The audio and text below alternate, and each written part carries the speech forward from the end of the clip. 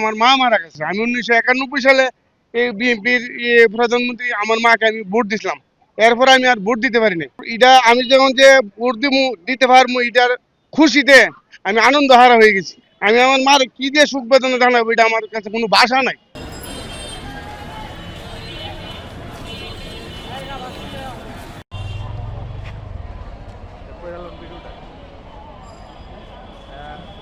প্রধানমন্ত্রী, ওনার তো কোনো তুলনা নাই। ওনার মতো নেত্রী আমরা হারাইছি। আমাদের বহুত বড় ঘাটতি। এই ঘাটতি মনে হয় না যে সামনে আমরা পূরণ করতে পারবো।